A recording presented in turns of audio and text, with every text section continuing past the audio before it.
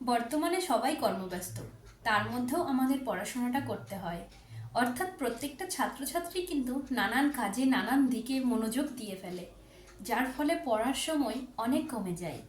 আজকের আলোচনার বিষয় হচ্ছে দিনের কোন সময় আমরা পড়াশোনা করব এবং কিভাবে অল্প পড়াশোনা করেই অনেক বেশি মনে রাখবো। তো অনেক ছাত্রছাত্রী আছো যারা অনেকক্ষণ পড়াশোনা করো, পড়ার তো কোনো বিকল্প হয় না। যারা 10-12 ঘন্টা টানা পড়াশোনা করতে পারো, সেই সাপোর্ট আছে, ধৈর্য আছে, তাদের জন্য অবশ্যই শুভকামনা। তারা পড়াশোনা করো, জীবনে অবশ্যই সাকসেস পাবে। কিন্তু যারা 10-12 ঘন্টা পড়াশোনা করেও পড়া মনে রাখতে পারছো না, বা 10-12 ঘন্টা পড়ারই সময় পাচ্ছ না, দিনে হয়তো 5-6 ঘন্টাও পড়া হচ্ছে না, তাদের জন্য কিছু ট্রিক্স। আমাকে নিজে নিজে ডিসাইড করতে হবে যে দিনের ঠিক কোন সময় পড়তে বসলে আমার পড়া ভালো মনে থাকে। সেই সময়টা কিন্তু অন্য কোনো কাজ রাখলে চলবে না।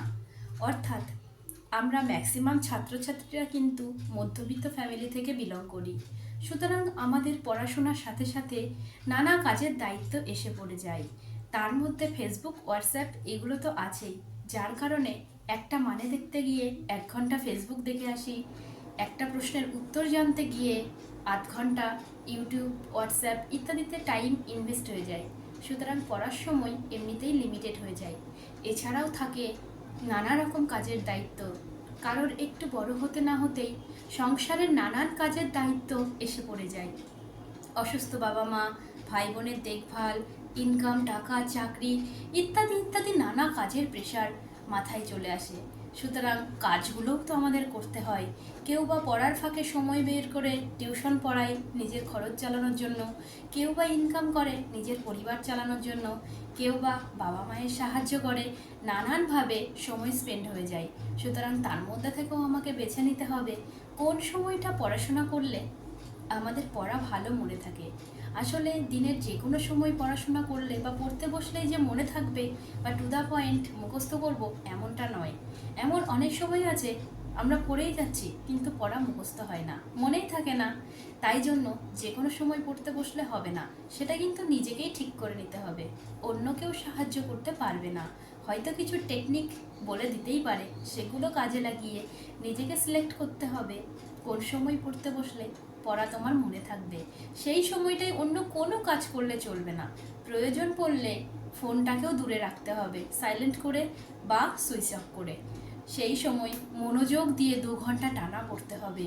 এভাবে সকালে 2 ঘন্টা, বিকেলে 2 ঘন্টা বা সন্ধ্যায় 2 ঘন্টা পড়ো। এই 4 ঘন্টা পড়ে যা কাজ দেবে, যদি তুমি অমনোযোগী হয়ে পড়ো তাহলে 5-6 ঘন্টা 10 ঘন্টা পড়েও কিন্তু ততটা রেজাল্ট পাওয়া যায় না।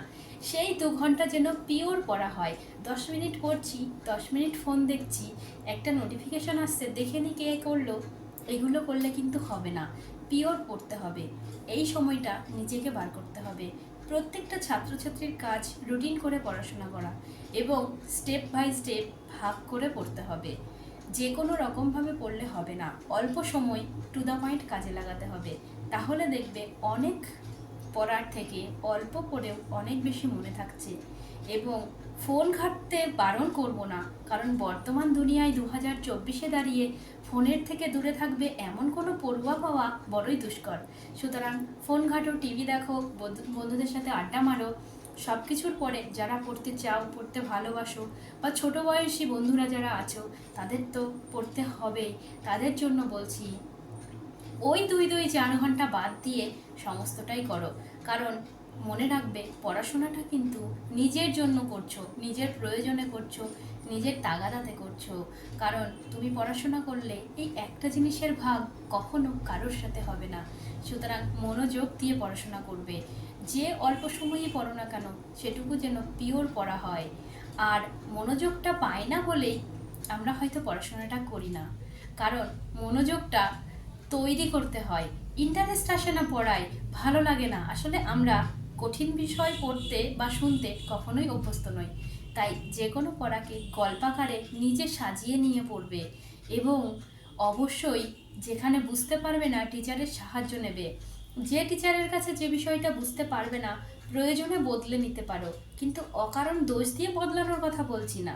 যদি তুমি বুঝতে না পারো তবেই বদলে নেবে। এবং এক একজনের তো বোঝানোর ক্যাপাসিটি এক এক রকম। সুতরাং একজনের কৌশল তুমি আত্মস্থ করতে নাই পারো, অন্যজনের কাছ থেকে বুঝে নেবে। আসলে আমরা বই পড়ে যতটা না মনে রাখতে পারি, যদি কোনো বিষয় বুঝে নেওয়া যায় তার থেকে অনেক বেটার মনে থাকে। এভাবে পড়াশোনা করো, ছক করে পড়ো, অবশ্যই মনে থাকবে। আর মনে রাখবে, ঘুমানোর আগে 30 মিনিট পড়াশোনা করে ঘুমাবে। কারণ আমরা ঘুমের সময় ঘুমানোর আগে যা করি সেটাই কিন্তু আমাদের ব্রেন রিকল করে। সুতরাং আমরা ফোন দেখতে দেখতে যদি ঘুমাই, তাহলে কিন্তু ওটাই মনের মধ্যে চলতে থাকবে। তাই যে টাইমেই ফোন ঘাটো না কেন, যে টাইমেই ফোন দেখো, যাই দেখো, ঘুমানোর আগে 30 মিনিট চেষ্টা করবে পড়াশোনা করে ঘুমানো। কারণ সেই 30 মিনিট তোমার কিন্তু ওই 2 ঘন্টা পড়ার সমান কাজ দেবে। সুতরাং পড়াশোনা করো, একটু নিজের বুদ্ধি কাজে লাগিয়ে পড়ো, টেকনিক্যালি বুদ্ধিটা ব্যবহার করে পড়ো, অবশ্যই কাজ দেবে। ভালো থেকো সবাই।